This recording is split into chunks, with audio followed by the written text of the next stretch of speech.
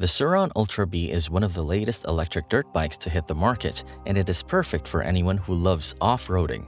And since it's electric, it eliminates the need for oil changes and other maintenance typically required for gas-powered dirt bikes, saving you more money to continue your hobby of riding. Given the different upgrades the Ultra Bee has over other models, there's no wonder why off-roaders have been anticipating its release to the market.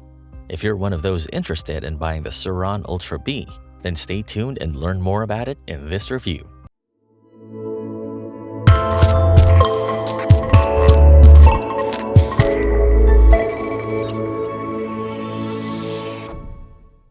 If you like what you see, don't forget to like this video, click the subscribe button, and hit that bell to get notified of new videos. At first glance, the Sur-Ron Ultra Bee just makes you want to try it out for yourself. Compared to the Light Bee, the Ultra Bee is bigger and taller. A person who stands at 5'2" can have both their feet planted on the ground, but could only have one foot touch it when sitting on the Ultra Bee.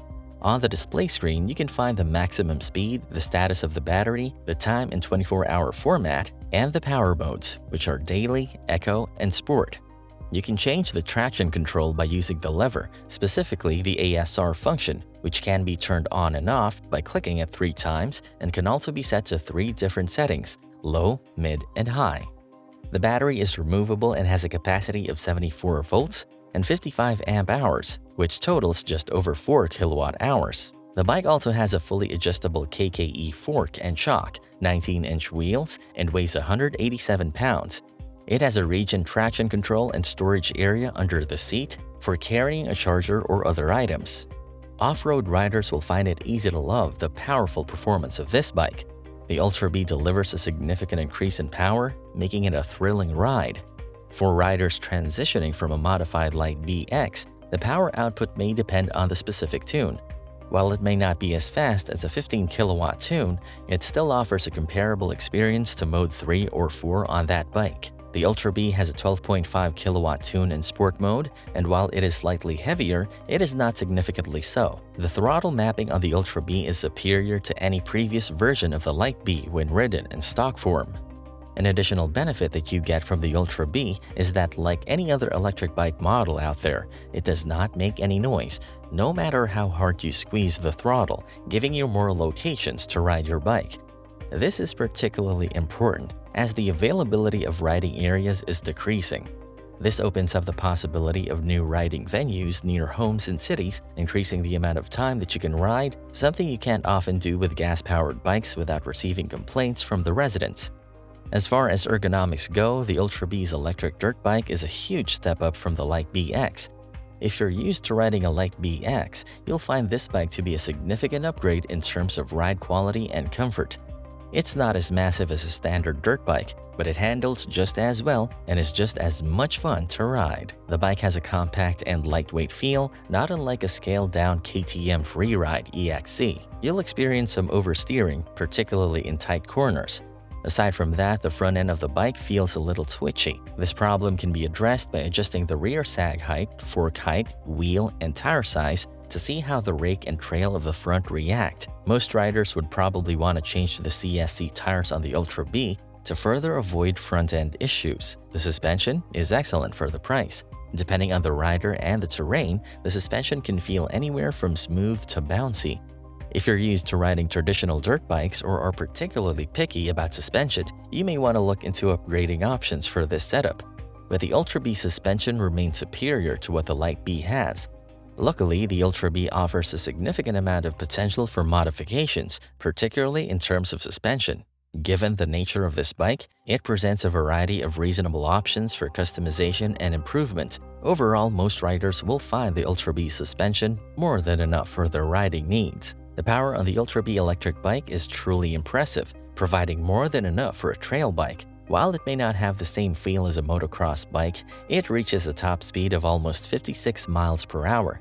It gives you 87 miles of range on a single charge. Charging also takes around 4 hours. The Ultra Bee can go from 0 to 30 miles per hour in 2.5 seconds. The bike comes with CST tires, which are good, but it shouldn't be surprising if more buyers would substitute them for CSC tires.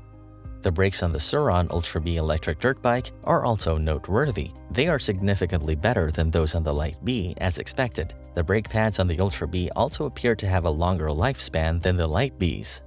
The bike is essentially a larger, more powerful, and better suspended version of the Light Bee X. The Sur-Ron Ultra Bee electric dirt bike is a great choice for riders looking for a bike that can handle both off-road and street riding.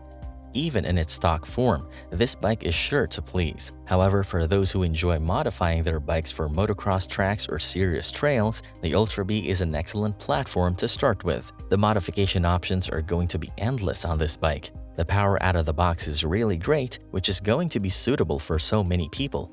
With very little tweaking, you'll probably be able to get even more out of it. Again, the ergonomic design of the Ultra Bee electric dirt bike is a significant improvement over the Light Bee X, although it is not as large as a full-size dirt bike.